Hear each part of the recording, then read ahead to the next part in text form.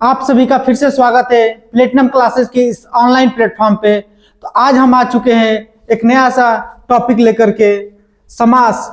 आप लोग जानते होंगे कि ये कितना महत्वपूर्ण है। हर प्रतियोगी परीक्षाओं में समास से संबंधित प्रश्न देखने को आपको मिलते हैं। तो आइए हम देखते हैं समास किसे कहते हैं।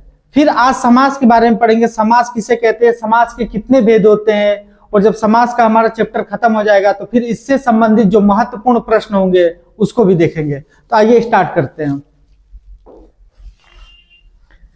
देखिए, सबसे पहले समझते हैं समास शब्द की उत्पत्ति कैसे हुई है। ठीक है, तो समास जैसा आप देख रहे हैं, समास क्या है, दो शब्दों से मिल करके बना हुआ है। समास दो शब्दों से मिलकर बना हुआ है, सम और आस। ठीक है, सम का जो अर्थ होता है वो होता है पूर्णतया, यानी कि पूर्णतः, या फिर इसको कह सकते हैं पूर्ण रूप से, पूर्ण रूप से। और आस का अर्थ होता है मिलना या फिर निकट आना, यानी कि क्या है कि पूर्ण रूप से मिलना या फिर निकट आना। ठीक है, अर्थात क्या कह सकते हैं कि दो या दो से अधिक पदों का पूर्णतया मिलना या निकट आना समास है। ठीक है, सम और आस, सम मतलब होता है पूर्णतया, आस का मतलब मिलना, पूर्ण रूप से मिलेंगे। क्या मिलेंगे? तो पद। ठीक है, पदों का पूर्ण रूप से मिलना क्या है? समास है। ठीक, इसकी परिभाषा अगर देखें तो परिभाषा इसकी होगी कि दो या दो से अधिक पदों के मेल को जिनके बीच के योजक शब्दों, ये ध्यान दीजिए, योजक शब्दों अथवा कारक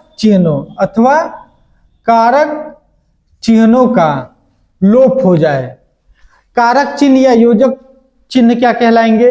ठीक है, योजक शब्द या कारक चिन्ह क्या होते हैं? जैसे ये क्या है, देश का भक्त, ये है कारक चिन्ह। ठीक है, राजा की माता क्या है? कारक चिन्ह। दोनों क्या है? हमारा कारक चिन्ह है। तो राजा की माता, इसको हम क्या कह सकते हैं? राजमाता। ठीक है, राजा की माता अर्थात राजमाता। तो अब देखिए इसमें क्या है, राज और माता, यहां पे जो की है इसको क्या कर दिया गया? लोप कर दिया गया। लोप मतलब हटा दिया गया। ठीक है, तो क्या हो गया? राज माता, ये की जो है क्या हुआ? लोप हो गया। वैसे ही है देश का भक्त, तो का को क्या कर देंगे? लोप कर देंगे। ठीक है, ये क्या है? का और की क्या है? कारक चिन्ह है। कारक चिन्हों का लोप कर दिए तो क्या बना हमारा? देशभक्त। ठीक है, वैसे ही योजक शब्द जैसे हो जाएंगे आपके माता और पिता,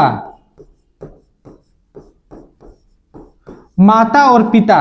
और क्या है जी? और आपका हो जाएगा योजक शब्द। ठीक है, तो योजक शब्द का लोप करेंगे तो क्या हो जाएगा? ये हो जाएगा माता पिता। ठीक है, तो समास में क्या होता है कि दो या दो से अधिक पद जिनके बीच के, दो या दो से अधिक पदों के जिनके बीच के कारक चिन्ह और योजक शब्दों का लोप हो जाए। ठीक है, किसका लोप होगा? कारक चिन्हों का और योजक शब्दों का लोप हो जाए, समास कहते हैं। ठीक है, आगे देखिए। ठीक है, अब देखिए समास का अर्थ क्या होता है? सम और आस, यानी पूर्ण रूप से मिलना। और संधि की बात की जाए तो संधि का भी अर्थ होता है सम और धी। ठीक है, सम मतलब यहां भी होता है पूर्ण रूप से या पूर्णतया। ठीक है, और धी का मतलब होता है धारण करना या फिर मिलना। तो इसका भी अर्थ होता है पूर्ण रूप से मिलना। ठीक है, समास का भी अर्थ वही होगा और संधि का भी अर्थ वही होगा। ठीक है, तो दोनों शब्दों का अर्थ एक ही है। ठीक, तो फिर अंतर क्या है संधि में और समास में? तो देखिए अंतर मुख्य रूप से ये है कि समास में हमारा क्या होता है कि पदों का मेल होता है, जबकि संधि में क्या होता है, वर्णों का मेल होता है। स्वरों का मेल होगा, या फिर व्यंजन का स्वर से मेल होगा, या फिर स्वर का स्वर से व्यंजन मेल होगा। तो समास में क्या होगा, पदों का मेल होगा, जबकि संधि में आपके ध्वनियों या फिर वर्णों का मेल होता है। जैसे एक उदाहरण लिखे हैं, देखिए यहाँ पे, जैसे लंबा है उदर जिसका, तो ये हमारा क्या है, ये हमारा पद है, ठीक है, क्या है, पद, सारे पद है। तो पदों को मिला करके हम क्या बनाए हैं, लंबोदर, ठीक है। और यहां पे क्या करेंगे, यहां पे हम ये स्वर, यहां पे क्या है, आ, और यहां पे क्या है, ऊ, इन दोनों का मेल करेंगे, ठीक है।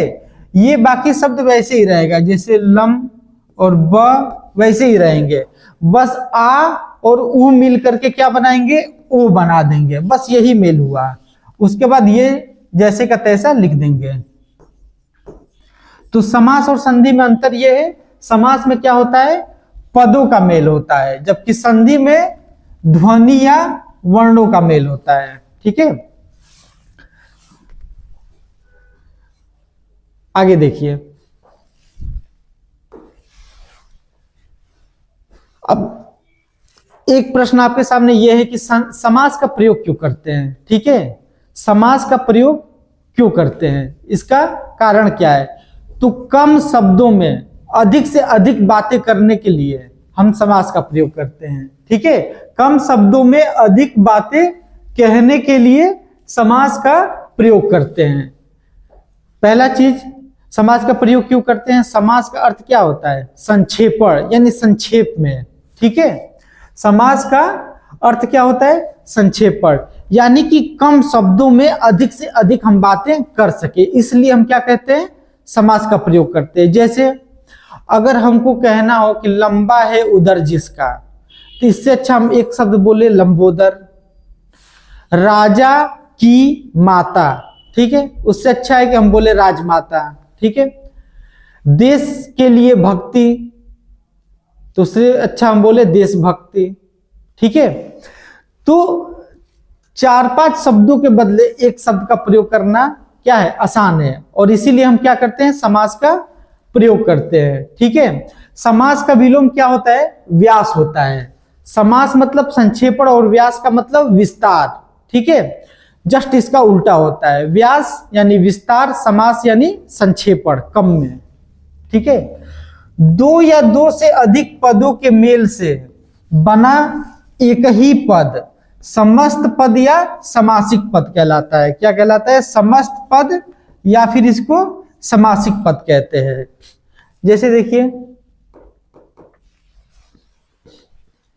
जैसे हम यहां पे लिखे थे कि राजा की माता, इसके मेल से क्या बना, राजमाता। तो इस राजमाता को क्या बोलेंगे, समस्त पद, क्या बोलेंगे, समस्त पद, या फिर इसी को क्या कहेंगे, समासिक पद, ठीक है। ये क्या है, पदों के मेल से क्या बना, राजमाता, और जो पदों के मेल से जो बनता है उसको क्या कहते हैं, समस्त पद या फिर समासिक पद। और फिर इसका वापस, फिर इसको तोड़ना, वापस रूप में लाना क्या कहलाता है, समास विग्रह, ठीक है। तो जब बहुत सारे पदों को मिला करके या फिर उनके बीच के कारक चिन्हों या योजकों को हटा करके जो हम शब्द बनाते हैं, जो संक्षेप रूप इसका होता है, वो उसको क्या कहते हैं, समस्त पद या समासिक पद। और फिर इसको तोड़ करके पहले वाले रूप में ला देना, वो क्या होता है, समास विग्रह, ठीक है। समस्त पदों को खंडित कर पदों को अलग अलग करने की क्रिया क्या कहलाती है, समास विग्रह, ठीक है। यही हम बता रहे थे आपको। आगे देखिए, अब चर्चा करते हैं कि समास के कितने भेद होते हैं, ठीक है। तो समास के भेद पूछेगा तो किन आधारों पे, आधारों की बात होगी। अगर कहेगा प्रयोग या अर्थ के आधार पे समास के कितने भेद होते हैं, तब 6 भेद बताएंगे। कौन कौन?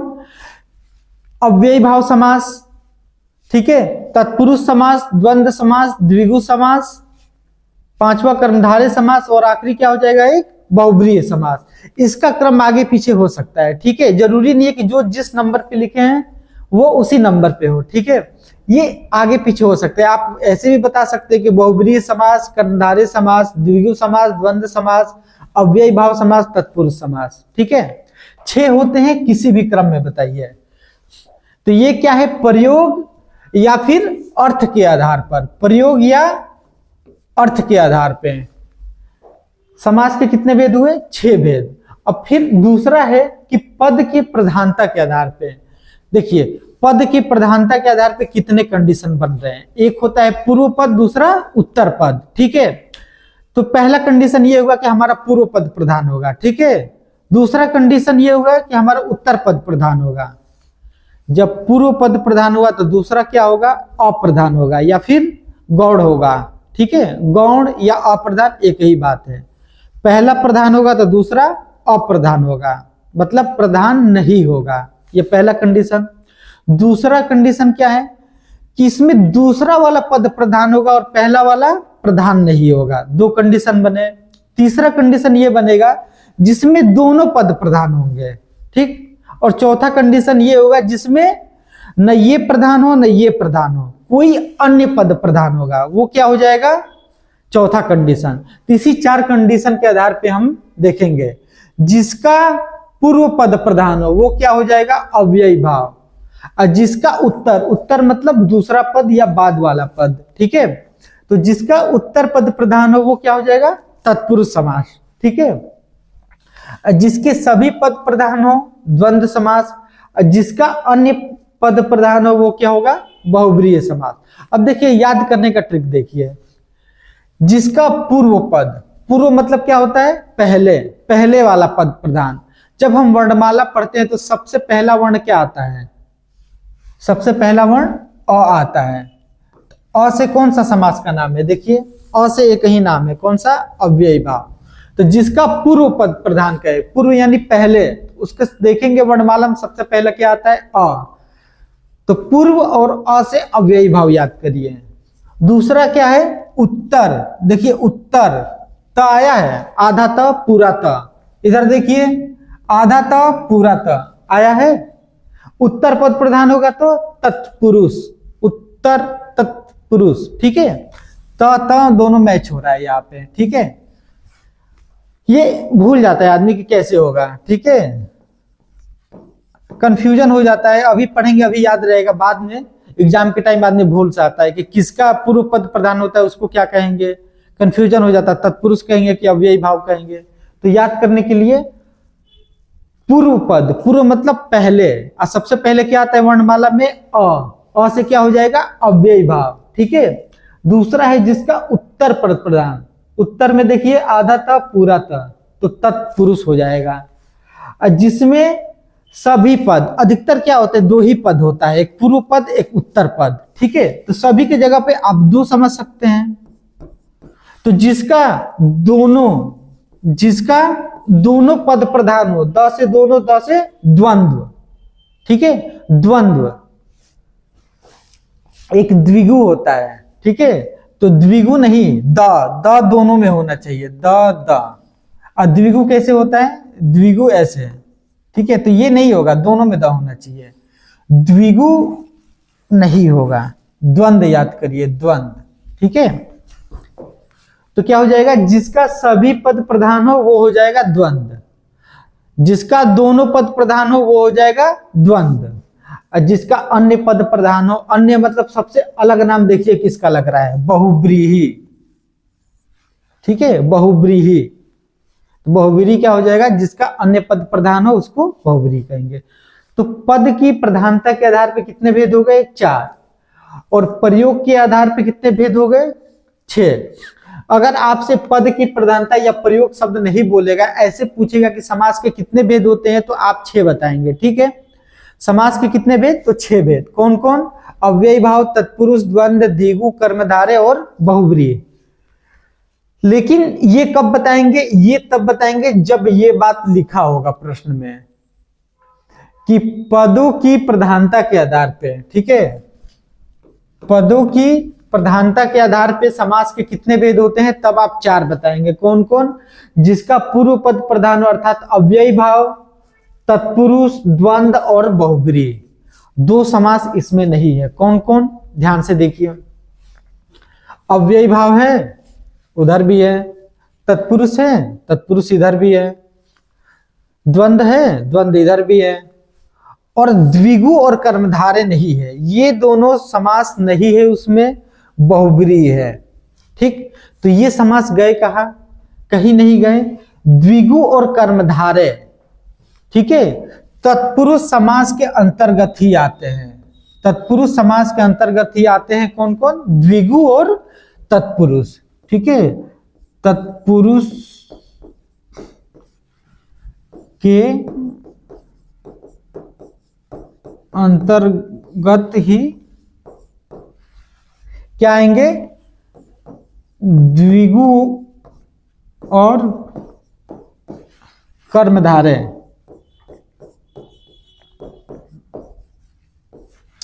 द्विगु और कर्मधारय क्या है? तत्पुरुष के ही भेद है। ठीक है, तो इसका स्क्रीनशॉट ले सकते हैं। चलिए आगे देखते हैं। अब एक एक करके सबको देखेंगे। बहुव्रीहि समास क्या है बताएं। बहुव्रीहि समास में जिसका कोई पद प्रधान हो, न उत्तर पद प्रधान हो न पूर्व पद प्रधान हो, ठीक है, इसका कोई अन्य पद प्रधान होगा, तीसरा कोई अन्य पद प्रधान होगा, ठीक है, इन दोनों में से कोई प्रधान नहीं होगा, बहुव्रीहि समास होता है। तो वह समास जिसका अन्य पद प्रधान हो, बस सिंपल सा, वह समास जिसका अन्य पद प्रधान हो। अन्य पद का मतलब ये दोनों पद प्रधान नहीं होंगे तभी तो अन्य पद प्रधान है। इसका उदाहरण देखिए, लंबोदर। लंबोदर यानी, अब देखिए अधिकतर क्या होता है कि कभी कभी आपसे इसका समासिक पद पूछता है, ठीक है, समासिक पद दिया है, इसका विग्रह पूछता है। तो लंबोदर का क्या होगा? लंबा है उदर जिसका, वह कौन होंगे? गणेश जी। फिर दूसरा है वृकोदर। वृक, वृक का अर्थ होता है विशाल, ठीक है, वृक का अर्थ क्या होता है? विशाल, मतलब बड़ा, ठीक है, और उदर का मतलब क्या होता है? पेट। विशाल हो पेट जिसका, अर्थात भीम। तीसरा देखिए उदाहरण है दिगंबर। दिगंबर को ध्यान से देखिए, ये बना है आपके दिक और अंबर के योग से, ठीक है, इसमें व्यंजन संधि है, इसमें व्यंजन संधि है। दिक और अंबर मिलकर के क्या बना? दिगंबर। तो दिक यानी होता है दिशा, ठीक है, दिक यानी दिशा, और अंबर यानी, अंबर का अर्थ होता है वस्त्र, यानी दिशाएं ही हो वस्त्र जिसके, वह कौन है? भगवान शिव, ठीक है। फिर है चौथा उदाहरण कि पीतांबर। पीत, पीत यानी क्या होता है? पीला, और अंबर का मतलब वस्त्र। पीत हो अंबर जिसका, अर्थात पीला हो वस्त्र जिसका, वो। तो देखिए बहुत लोगों का होता है, लेकिन ये शब्द रूढ़ हो गया है किसके लिए? कृष्ण जी के लिए। तो यहां पे पीतांबर में भी क्या होगा? बहुव्रीहि समास, अर्थात कृष्ण। वैसे ही देखिए मनुज। मनुज यानी मन में जन्म लेने वाले। मन में कौन जन्म लेता है? कामदेव, ठीक है, सॉरी मनोज, मनोज का बता रहे थे। मनोज यानी मन में जन्म लेने वाले हैं जो, वो कामदेव, ठीक है। और द्विज, द्विज का अर्थ क्या होता है? द्विज यानी जिसका 2 बार जन्म हुआ हो, अर्थात ब्राह्मण। अब देखिए ब्राह्मण कैसे होगा? ऐसा माना जाता है कि जैसे सामान्य रूप से सबका जन्म होता है, वैसे ब्राह्मण का भी जन्म हुआ है, लेकिन जब वो ज्ञान प्राप्त कर लेता है तो फिर उसका एक और जन्म होता है, ठीक है। पहले के समय में आप सभी को पता होगा कि पहले ब्राह्मण को ही शिक्षा का अधिकार था, तो जब ब्राह्मण शिक्षा प्राप्त कर लेता था तो माना जाता था कि उसका फिर से एक बार जन्म हुआ है, इसलिए द्विज कहा जाता है, अर्थात 2 बार जन्म लेने वाला ब्राह्मण। ठीक है। भूमिजा यानी भूमि से जन्म लेने वाली, भूमि से किसका जन्म हुआ है? सीता जी का। ठीक है। सिंधुजा, सिंधु यानी होता है सागर, और सागर से किसका जन्म हुआ है? लक्ष्मी जी का। भास्कर, भा का अर्थ होता है प्रकाश। ठीक है। और कर, देखिए भा और कर, ठीक है, भा और कर मिलकर के क्या बनेगा? भास्कर। भास्कर, स कहां से आया? तो ये व्यंजन संधि का एक नियम है। ठीक है। तो भास्कर शब्द में संधि कौन सी होगी? सॉरी, व्यंजन नहीं, विसर्ग संधि। ठीक है। भास्कर में संधि कौन सी है? विसर्ग संधि। भा का अर्थ होता है क्या? प्रकाश। और कर मतलब करने वाला, प्रकाश करने वाला कौन है? सूर्य। ठीक है। सचीपति, सची के जो स्वामी है वो कौन है? इंद्र, यानी कि इंद्र की पत्नी का नाम है सची, तो सचीपति मतलब इंद्र। अब देखिए मनुज, मनु और ज, मनु से जन्म लेने वाला। ठीक है। वो कौन है? मनुष्य। ऐसा माना जाता है कि हम लोग क्या है? मनु और श्रद्धा के हम लोग संतान है। ठीक है। तो मनु से जिसका जन्म हुआ हो वह कौन है? मनुष्य है। अगला देखिए चतुरानन, चतुर यानी 4 और आनन यानी मुख। तो 4 मुख किसके हैं? गणेश जी के। ठीक है। चतुर्मुख ब्रह्मा जी, अर्थ वही है, लेकिन चतुर्मुख शब्द जब आएगा तो ब्रह्मा जी बोलेंगे और चतुरानन गणेश, दोनों का अर्थ एक ही है। ठीक है। लेकिन शब्द पे ध्यान दीजिए, चतुरानन अर्थ दोनों का एक है लेकिन शब्द अलग अलग है। ठीक है। सहस्त्रानन, सहस्त्र यानी 1000, आनन मतलब सिर, जिसके 1000 सिर हो वह कौन है? शेषनाग। जलधि, जल और धी, धी का अर्थ होता है धारण करना। जल को कौन धारण किया हुआ है? समुद्र। तो देखिए जल और धी दोनों में से कोई पद प्रधान नहीं हुआ, एक अलग पद प्रधान हुआ। कौन सा? समुद्र। जल को धारण करने वाला है जो, वह समुद्र। महीधर, मही को धारण करने वाला कौन है? शेषनाग। ठीक है। तो ये था बहुव्रीहि समास का उदाहरण। ठीक है। इसका स्क्रीनशॉट ले सकते हैं। अब आगे देखिए, अगला है द्विगु समास। द्विगु समास बहुत ही आसान है। इसका पूर्व पद क्या होता है जी? पूर्व पद संख्यावाची होता है। ठीक है।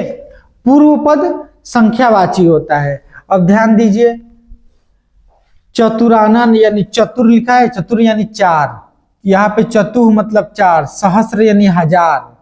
ठीक है। 4 4 और 1000 शब्द आया है, तो वही कह रहा है कि पूर्व पद संख्यावाची शब्द हो और उत्तर पद क्या हो? संज्ञा हो। वो तो जो देखे थे वो था ही, लेकिन वो बहुव्रीहि समास में क्यों है? तो आगे देखिए, आगे इसमें लिखा है कि तथा संपूर्ण समासिक पद का कोई अन्य अर्थ, अन्य अर्थ अभिव्यक्त ना हो। उसका अन्य अर्थ अभिव्यक्त हो रहा था चतुर आनन यानी 4 सिर वाला कौन है? तो अन्य अर्थ निकल रहा था गणेश। ठीक है। तो वहां पे क्या होगा? बहुव्रीहि समास। तो आगे क्या हो? संख्यावाची शब्द हो और उसका अन्य अर्थ निकले तो वो बहुव्रीहि में चला जाएगा, और जहां पे अन्य अर्थ ना निकले, अन्य अर्थ अभिव्यक्त ना हो, वहां पे ही द्विगु समास होगा। ठीक है। द्विगु समास क्या है? तत्पुरुष समास का ही एक भेद है, बताए थे। कौन कौन है? द्विगु और कर्मधारय। द्विगु और कर्मधारय किसके भेद हैं? तत्पुरुष समास के। इसका उत्तर पद प्रधान होता है। आगे देखिए कुछ उदाहरण दे। तिकोना, ती यानी 3। ठीक है। संख्यावाची शब्द है, और कोना यानी 3 कोनों का समाहार। ठीक है। ती राहा, 3 राहों का समाहार। ये देखिए संख्यावाची शब्द आया है। त्रिभुज, त्रि यानी तीन भुजाओं का समाहार या फिर तीन भुजाओं से बनी बंधाकृति त्रिभुज। चवन्नी, चव यानी चार, ठीक है, चार आनों का समाहार। दुगुना, दु यानी दो, दो बार गुना क्या कहलाता है? दुगुना। तो सब में देखिए पहले क्या आया है? संख्यावाची शब्द आया और इसका अन्य अर्थ नहीं निकल रहा है, ठीक है। अन्य अर्थ निकलता तब बहुब्रीहि होता, लेकिन अन्य अर्थ नहीं निकल रहा है। आगे देखिए अष्ट धातु यानी अष्ट धातुओं का समूह। 8 प्रकार की कोई भी धातु हो उसको हम क्या बोलेंगे? अष्ट धातु। चौकड़ी, देखिए अष्ट संख्यावाची आया है, चौ में भी संख्यावाची आया है। छमाही यानी 6 माह के बाद आने वाली, तो 6 है संख्यावाची, इसमें भी देखिए संख्यावाची। नौ, अब देखिए ये शब्द नौ है, नौ का अर्थ यहाँ पे क्या होगा? नौ, नया नहीं है, नौ मतलब नौ। सुने होंगे अष्ट सिद्धि नव निधि के दाता, तो नौ निधि तो वही नौ है, ठीक है। 8 के बाद वाला नौ। नव रत्न यानी नौ रत्नों का समूह। दूमट, दूमट यानी होता है 2 प्रकार की मिट्टी, मिक्स होता है 2 प्रकार की मिट्टी, ठीक है, उसको क्या बोलते हैं? दूमट मिट्टी। तो इसमें भी क्या है? दू क्या है? संख्यावाची है। तो ये सब हमारे किसके उदाहरण थे? द्विगु समास के। अब आगे देखते हैं द्वंद्व समास, ठीक है। बहुब्रीहि समास में क्या पढ़े कि जिसका अन्य अर्थ निकले, ठीक। द्विगु में क्या पढ़े कि जिसका पूर्व पद संख्यावाची हो। अब पढ़ेंगे द्वंद्व, और द्वंद्व भी बहुत आसान है। वह समास जिसका कोई एक नहीं अपितु सभी पद प्रधान हो उसे द्वंद्व समास कहते हैं। द्वंद्व समास के 3 भेद होते हैं, एक होता है इतरेतर, दूसरा वैकल्पिक और तीसरा समाहार। अब देखिए द्वंद्व समास पहचानने का एक आसान उपाय है कि उनके बीच में योजक चिन्ह लगा होता है, जैसे माता और पिता का हो जाएगा माता पिता, बीच में क्या होगा? योजक चिन्ह। ये हम आगे देखेंगे, ठीक है। पहले समझिए कि द्वंद्व समास के भी 3 भेद होते हैं। कौन कौन होते हैं? एक होता है इतरेतर, इतर और इतर दोनों को मिलाएंगे तो क्या होगा? इतरेतर, यानी जिसके पद एक साथ आने पर भी अपना अलग अलग महत्व रखते हो। इतर का अर्थ ही होता है अलग, इतर और इतर मिलकर के इतरेतर बना है, यानी अलग अलग, नाम से ही पता चल रहा है, ठीक है। दूसरा होता है वैकल्पिक, जिसके पदों से विकल्प का बोध हो, ठीक है, जिसके पदों से विकल्प का बोध हो। आगे उदाहरण देखेंगे तो और क्लियर होंगे। समाहार भी क्या होता है? समाहार का मतलब होता है कि समूह का बोध हो, ठीक है, नाम से ही पता चल रहा है समाहार मतलब समूह। आगे उदाहरण देखिए, देखिए इतरेतर का माता पिता एक बार आया है, लेकिन दोनों क्या है? अलग अलग है। माता अलग है और पिता अलग है। दादा दादी, दादा अलग दादी अलग। राधा कृष्ण, राधा अलग है कृष्ण अलग है, ठीक है। सीता राम एक साथ आया है, लेकिन सीता अलग है और राम अलग। 24 देखिए, 4 और 20, 24 एक बार आया है, लेकिन 4 क्या है? अलग है और 20 अलग है। लेकिन वैकल्पिक में क्या होता है? वैकल्पिक में दोनों में से एक होगा, दोनों नहीं होंगे। जैसे माता पिता बोलेंगे तो माता भी है और पिता भी है, अलग अलग है लेकिन दोनों हैं, ठीक है। लाभ हानि में या तो आपका लाभ होगा नहीं तो हानि होगी, कोई एक ही होगा, ठीक है। वैकल्पिक है यानी केवल एक होगा, दोनों नहीं हो सकते हैं। पाप पुण्य, या तो आप पाप करेंगे या फिर पुण्य करेंगे, एक ही हो सकता है। दिन रात, किसी समय की बात करें तो उस समय में या तो वहां पे दिन होगा नहीं तो वहां पे रात होगा। 3 4, अब बोले कि वहां पे कितने व्यक्ति थे, तो मान लीजिए याद नहीं है, तो ऐसे बोल दिए कि वहां पे 6-7 व्यक्ति थे। तो अब बताइए या तो 6 व्यक्ति रहे होंगे या तो 7 रहे होंगे। तो 6-7 बोले, इसका मतलब क्या है? दोनों तो हो नहीं सकता कि 6 भी हो और 7 भी हो, नहीं, या तो 6 होंगे नहीं तो 7 होंगे, तो कोई एक होगा, इसीलिए इसको क्या बोलते हैं? वैकल्पिक। सजीव निर्जीव, कोई वस्तु या तो निर्जीव हो सकता है नहीं तो सजीव हो सकता है, अब कोई वस्तु दोनों नहीं हो सकता है, ठीक, तो ये है वैकल्पिक। समाहार में क्या होगा कि बोलते तो हैं एक शब्द, लेकिन उससे और भी हमको चीजें समझ में आता है। जैसे बोले कपड़ा लत्ता, कपड़ा लत्ता बोलने से हमको ये समझ में आया कि कपड़ा तो है ही, और उससे संबंधित उस तरह की चीजें और भी होंगी। ठीक है। घास फूस, घास आप जानते हैं, ठीक है, और फूस बोलने का मतलब उसी तरह की और भी चीजें उसके साथ। पानी वानी, ठीक है। अब जैसे कोई आता है तो पूछते हैं उससे कि कुछ पानी वानी चाहिए, तो पानी वानी चाहिए का मतलब हम उससे ये नहीं पूछ रहे कि आप पानी लेंगे, पानी तो लेंगे ही लेंगे, उसके बाद हम नाश्ते के बारे में भी पूछते हैं, ठीक है, कि नाश्ते में भी कुछ चाहिए। तो कहने का आशय ये है कि पानी वानी कहने से सिर्फ पानी का ही बोध नहीं हुआ यहाँ पे, उससे संबंधित और भी चीजें। पानी पिलाने का मतलब क्या है, केवल आप पानी नहीं पिलाते हैं, कुछ मीठा देते हैं उसके बाद पानी देते हैं, उसको बोला जाता है पानी पिलाना। ठीक है। चाय वाय, चाय वाय का अर्थ क्या हुआ, चाय, चाय के साथ आप नमकीन दे, बिस्किट दे, उसको क्या बोलेंगे, चाय वाय। पेड़ पौधे, पेड़ है और उस तरह की और भी जो चीजें हैं सब क्या आ जाएंगे, पेड़ पौधे। तो ये क्या होता है, अब देखिए एक चीज ध्यान दीजिए, सब में क्या है, ये चिन्ह लगा हुआ है, तो ये सबसे आसान है द्वंद्व समास बताना। लेकिन जब द्वंद्व में भेद पूछेगा कि द्वंद्व का कौन सा भेद है, इतरेतर है कि वैकल्पिक है, तब आपके लिए थोड़ा सा कठिन होगा। तो यहाँ पे समझिए इतरेतर में क्या होगा कि माता और पिता, लेकिन दोनों अलग अलग अपना महत्व रखेंगे। ठीक है। सीताराम, ये भी महत्व है, ये भी महत्व है। दादा दादी, दादा का भी महत्व है, दादी का भी महत्व है। लेकिन लाभ हानि में आपको या तो लाभ होगा या फिर हानि होगा, दोनों चीज एक साथ नहीं हो सकता है। और यहाँ पे दोनों चीज एक साथ हो सकता है, माता और पिता दोनों लोग एक साथ भी हो सकते हैं एक समय पे, लेकिन एक समय पे आपको लाभ और हानि दोनों नहीं हो सकता, एक समय पे दिन और रात नहीं हो सकता। ठीक है। इसमें वैकल्पिक है, कोई एक ही होगा। समाहार में क्या होता है कि जो कहते हैं उसका तो बोध होता ही होता है, लेकिन उससे संबंधित और भी जो चीजें हैं, समाहार यानी समूह का बोध हो, ठीक है, समाहार कहलाएगा। तो क्लियर हो गया होगा द्वंद्व समास। ठीक है, आगे देखते हैं। अगला है हमारा तत्पुरुष समास। कह रहा है कि वह समास जिसका पूर्व पद क्या हो, गौण हो, और उत्तर पद प्रधान हो, उसे क्या कहेंगे, तत्पुरुष समास कहेंगे। ठीक है।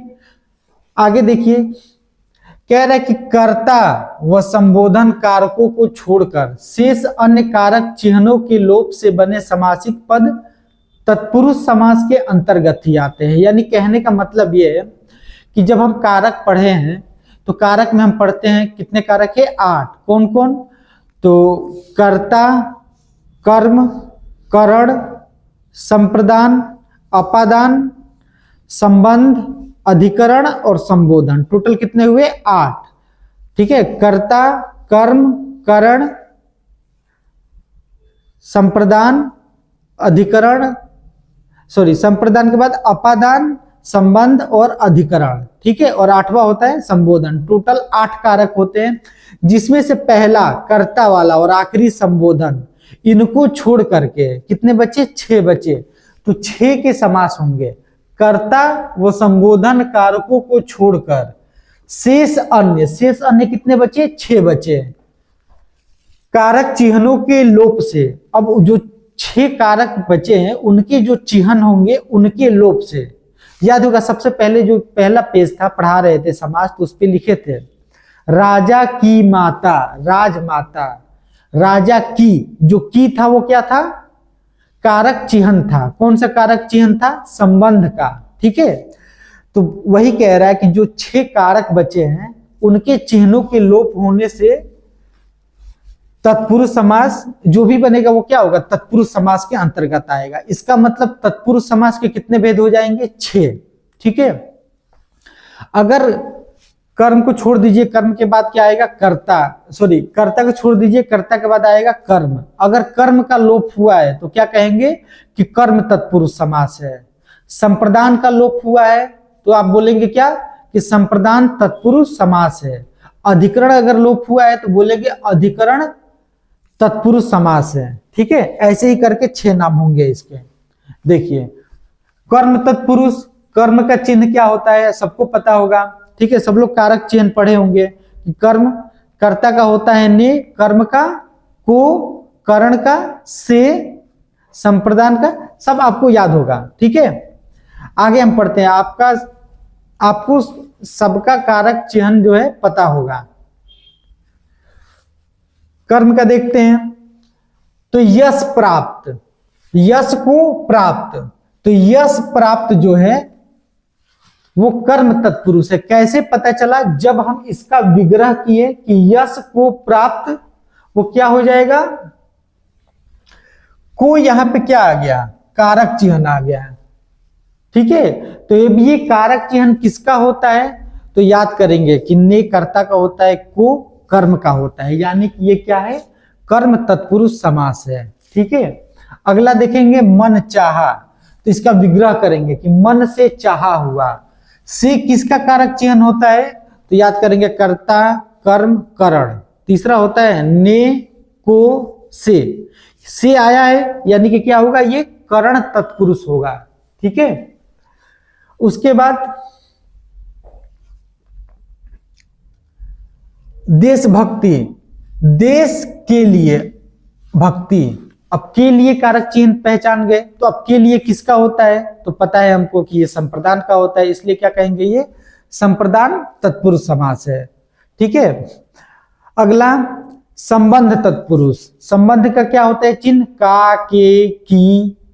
ठीक है, तो भारत रत्न, जब विग्रह करेंगे इसका तो क्या आएगा? भारत का रत्न।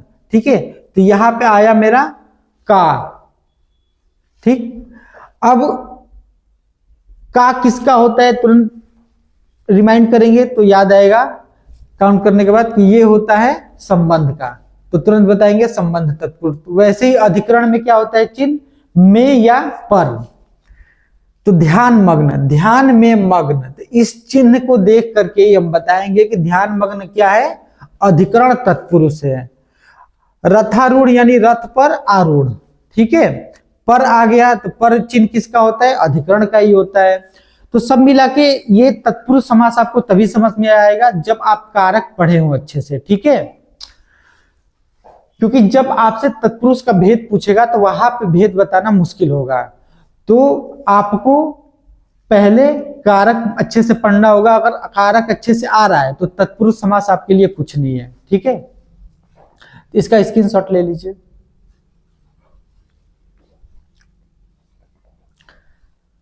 ठीक है, आगे देखिए।